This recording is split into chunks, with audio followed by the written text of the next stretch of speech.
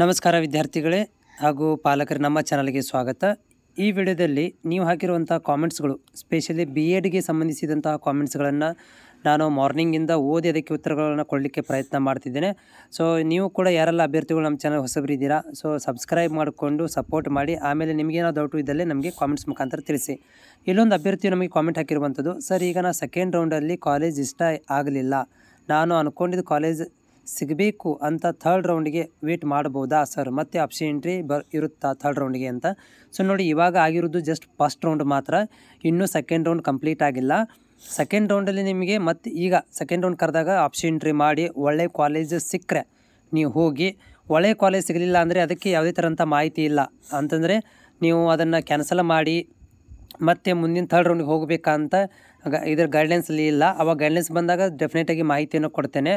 But ಅವಾಗ ಎರಡನೇ ರೌಂಡಲ್ಲಿ ಕೂಡ ನಿಮಗೆ ಕಾಲೇಜ್ ಇಷ್ಟ ಆಗಲಿಲ್ಲ ಅಂದರೆ ಥರ್ಡ್ ರೌಂಡಿಗೆ ಹೋಗ್ಬೋದಾ ಅಂತ ನಿಮ್ಮ ಡೌಟ್ ಇದೆ. ಬಟ್ ಅದರ ಬಗ್ಗೆ ಗೈಡೆನ್ಸಲ್ಲಿ ಎಲ್ಲೂ ಕೂಡ ಮಾಹಿತಿ ಕೊಟ್ಟಿಲ್ಲ. ಜಸ್ಟ್ ಫಸ್ಟ್ ರೌಂಡಲ್ಲಿ ಮಾಹಿತಿ ಕೊಟ್ಟಿದ್ದಾರೆ, ಏನಂದರೆ ಫಸ್ಟ್ ರೌಂಡಲ್ಲಿ ನಿಮ್ಮ ಕಾಲೇಜ್ ಇಷ್ಟ ಆಗಲಿಲ್ಲ ಅಂದರೆ ನೀವು ಅದನ್ನು ಕ್ಯಾನ್ಸಲ್ ಮಾಡಿ ಸೆಕೆಂಡ್ ರೌಂಡಿಗೆ ಹೋಗ್ಬೋದು ಅಂತ. ಸೊ ನೋಡಬೇಕು ಇವಾಗ ಏನಾಗುತ್ತೆ ಅಂತೇಳಿ. ಸೆಕೆಂಡ್ ರೌಂಡ್ ಸ್ಟಾರ್ಟ್ ಆದಮೇಲೆ ಗೊತ್ತಾಗುತ್ತೆ ಏನಂತೇಳಿ. ಬಟ್ ನೀವು ಸೆಕೆಂಡ್ ರೌಂಡಲ್ಲಿ ಮ್ಯಾಕ್ಸಿಮಮ್ ನೀವು ಒಳ್ಳೆ ಕಾಲೇಜ್ಗಳನ್ನು ಆಪ್ಷನ್ಗಳನ್ನು ಮಾಡಿ ಸಿಗ್ಬೋದು ಅಂತ ಎಕ್ಸೆಪ್ಟೆಡ್ ಮಾಡಿದ್ದೇನೆ. ಸೊ ನೆಕ್ಸ್ಟ್ ಏನಂತಂದರೆ, ಸರ್ ನಾನು ನೆಕ್ಸ್ಟ್ ರೌಂಡಿಗೆ ಎಸ್ ಅಂತ ಕೊಟ್ಟು ಸಬ್ಮಿಟ್ ಮಾಡಿದ್ದೆ, ಯಾಕಂದರೆ ಸಿಕ್ಕಿರೋ ಕಾಲೇಜ್ ಅಷ್ಟೇ ಸ್ಯಾಟಿಸ್ಫ್ಯಾಕ್ಷನ್ ಇರಲಿಲ್ಲ, ಅದಕ್ಕೆ ಆಮೇಲೆ ಮತ್ತೆ ನಾ ಸೆಕೆಂಡ್ ರೌಂಡ್ಗೆ ಸಿಗೋ ಚಾನ್ಸಸ್ ಕಮ್ಮಿ ಅಂತ ಅನ್ನಿಸಿ ಸಿಕ್ಕಿರೋ ಕಾಲೇಜ್ಗೆ ಜಾಯಿನ್ ಆಗಬೇಕು ಅಂತ ಮತ್ತೆ ಸೆಕೆಂಡ್ ರೌಂಡ್ಗೆ ನೋ ಅಂತ ಸಬ್ಮಿಟ್ ಮಾಡಿದ್ದೀನಿ. ಅದು ಅಪ್ಡೇಟ್ ಸಕ್ಸಸ್ಫುಲ್ ಅಂತಲೂ ಬಂತು. ಸೊ ನಾನು ಪ್ರಾಬ್ಲಮ್ ಆಗೋದಿಲ್ವಾ, ಏನು ಪ್ರಾಬ್ಲಮ್, ಅದೇ ಕಾಲೇಜಿಗೆ ನಾನು ಅಡ್ಮಿಷನ್ ಸ್ಲಿಪ್ ಇಸ್ಕೊಳ್ಬೋದಾ, ಸ್ಕ್ರೀನ್ಶಾಟ್ ತೆಗೆಸ್ಕೋದು ಹೋಗಿ ಡೇಟಲ್ಲಿ SC ಕ್ಯಾಟಗರಿ.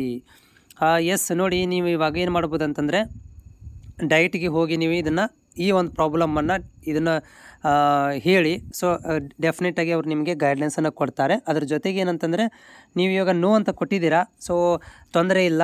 ಅದು ಅಕಸ್ಮಾತ್ ಸಮ್ ಟೈಮ್ಸ್ ಏನಾಗುತ್ತೆ ಅಂತಂದರೆ ಇನ್ನೂ ಟೈಮ್ ಇದೆ. ಓಕೆ, ಸೊ ಹೀಗಾಗಿ ಏನಾಗಿದೆ ಅಂತಂದರೆ, ನೀವು ಈಗ ಎಸ್ ಅಂತ ಕೊಟ್ಟು ಆಮೇಲೆ ನೋ ಅಂತ ಕೊಟ್ಟರು ಕೂಡ ತೊಂದರೆ ಇಲ್ಲ, ಸಕ್ಸಸ್ಫುಲ್ ಆಗಿದೆ ಅಂತ ಕೂಡ ಹೇಳ್ತಾ ಇದ್ದೀರಿ, ತೊಂದರೆ ಇಲ್ಲ. ಸೊ ನೀವೇನು ಮಾಡಿ ಅಂತಂದರೆ ಡೈರೆಕ್ಟಿಗೆ ಹೋಗಿ ಅಲ್ಲಿ ನೀವು ಏನಂದ್ರೆ ಇದನ್ನು ಒಂದು ಸ್ಲಿಪ್ಪನ್ನು ಪಡ್ಕೊಳ್ರಿ. ಅವರಲ್ಲಿ ಅಪ್ಡೇಟ್ ಆಗಿರುತ್ತೆ, ಎಸ್ ಅಂತಿದ್ರು ಅಪ್ಡೇಟ್ ಆಗಿರುತ್ತೆ, ನೋ ಅಂತಿದ್ರು ಕೂಡ ಅಪ್ಡೇಟ್ ಆಗಿರುತ್ತೆ. ಬಟ್ ನೀವು ಎಸ್ ಅಂತ ಮಾಡಿ ನೋ ಅಂತ ಮಾಡಿದ್ದೀರಾ, ಸೊ ಅದು ಫೈನಲ್ ಯಾವುದಿರುತ್ತೆ ಅದೇ ಸೆಕೆಂಡ್ ನೀವು ನೋ ಅಂತ ಕೊಟ್ಟಿರಲ್ಲ ಅದೇ ಇರುತ್ತೆ, ಯಾವುದೇ ಥರಂಥ ತೊಂದರೆ ಆಗೋದಿಲ್ಲ. ನೀವು ಡೈರೆಕ್ಟಿಗೆ ಹೋಗಿ ನಿಮ್ಮ ಒಂದು ವೆರಿಫಿಕೇಷನ್ ಸ್ಲಿಪ್ಪನ್ನು ಅಂದರೆ ಅಡ್ಮಿಷನ್ ಸ್ಲಿಪ್ಪನ್ನ ಇಸ್ಕೊಂಡು ಅಡ್ಮಿಷನ್ ಮಾಡಿಸಿ. 74 3B ಕಾಸ್ಟ್ ಸೆಕೆಂಡ್ ರೌಂಡಲ್ಲಿ ಸೀಟ್ ಸಿಗುತ್ತಾ? ನೋಡಿ ಏನಂತಂದರೆ, ನೀವು ಅಪ್ಲೈ ಮಾಡಿರುವಂಥ ಕಾಲೇಜಲ್ಲಿ ಯಾರೂ ಟ್ರೈ ಮಾಡಿಲ್ಲ ಅಂದರೆ 3Bಯಲ್ಲಿ 74% ಕಡಿಮೆ ಇರೋರು ಟ್ರೈ ಮಾಡಿದರೆ ನಿಮ್ಮ 74 ಇರುತ್ತೆ, ನಿಮಗೆ ಸೀಟ್ ಸಿಗುತ್ತೆ. ಕಾಂಪಿಟೇಷನ್ ಮೇಲೆ ಡಿಸೈಡ್ ಆಗುತ್ತೆ. ಯಾಕಂದರೆ ಸೆಕೆಂಡ್ ರೌಂಡಲ್ಲಿ ಅವಾಗ ಕೂಡ ಮತ್ತು ಹೈ ಪರ್ಸೆಂಟೇಜ್ ಇರುವಂಥವ್ರು ಕೂಡ ಟ್ರೈ ಮಾಡ್ತಿರ್ತಾರೆ. ಎಕ್ಸಾಂಪಲ್, ನೀವು ಯಾವುದೋ ಒಂದು ಗೌರ್ಮೆಂಟ್ ಕಾಲೇಜ್ ಟ್ರೈ ಮಾಡ್ತಿರ್ತೀರಿ, ಅದೇ ಕಾಲೇಜಿಗೆ 3B ಅವರು ಕೂಡ ಟ್ರೈ ಮಾಡ್ತಿರ್ತಾರೆ. ಅವ್ರದ್ದು ಪರ್ಸೆಂಟೇಜ್ ಜಾಸ್ತಿ ಇದ್ದರೆ ಅವ್ರು ಹೋಗುತ್ತೆ, ನಿಮ್ಗೆ ಸೀಟ್ ಸಿಗೋದಿಲ್ಲ.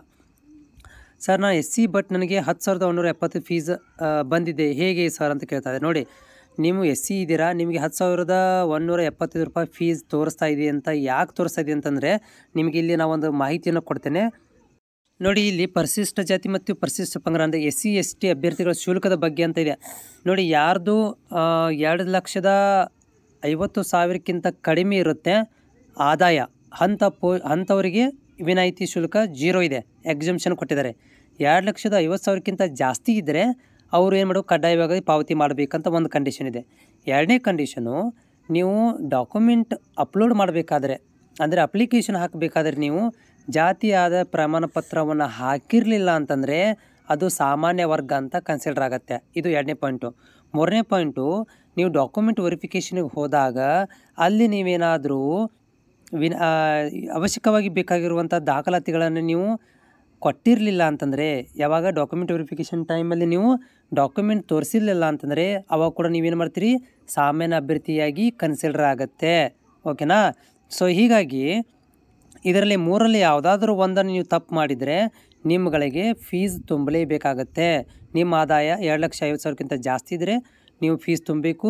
ಮತ್ತು ನೀವು ಸರಿಯಾದಂಥ ಡಾಕ್ಯುಮೆಂಟ್ ಕೊಟ್ಟಿರಲಿಲ್ಲ ಅಂತಂದರೆ ಆವಾಗ ಕೂಡ ನೀವು ಫೀಸ್ ತುಂಬಬೇಕಾಗತ್ತೆ. ಇದರಲ್ಲಿ ಮೂರರಲ್ಲಿ ಯಾವ್ದಾದ್ರು ಒಂದು ತಪ್ಪು ನೀವು ಮಾಡಿರ್ಬೋದು ಅಂದ್ಕೊಂಡಿದ್ದೀನಿ, ಹೀಗಾಗಿ ನಿಮಗೆ ಫೀಸ್ ತೋರಿಸ್ತಾ ಇದೆ. ಮತ್ತು ಹೆಚ್ಚಿನ ಮಾಹಿತಿಗಾಗಿ ನೀವೇನು ಮಾಡಬೇಕಂತಂದರೆ ತುರ್ತಾಗಿ ನೀವು ಡೈರೆಕ್ಟಿಗೆ ಹೋಗಿ ಮಾಹಿತಿಯನ್ನು ಪಡ್ಕೊಳ್ಬೋದು.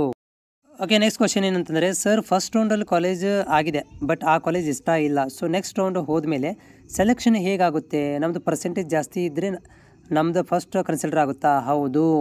ಮತ್ತು ಸೇಮ್ ಆ್ಯಸ್ ಇಟ್ ಈಸ್ ಈಗ ಫಸ್ಟ್ ರೌಂಡಲ್ಲಿ ಯಾವ ರೀತಿಯಾಗಿ ಮಾಡಿದರೆ ನಿಮ್ಮ ಪರ್ಸೆಂಟೇಜ್ ಮತ್ತು ನಿಮ್ಮ ಕಾಸ್ಟ್ ಬೇಸ್ ಮೇಲೇ ಮತ್ತೆ ಪ್ರೊಸೀಜರ್ ಸೇಮ್ ಆಗುತ್ತೆ.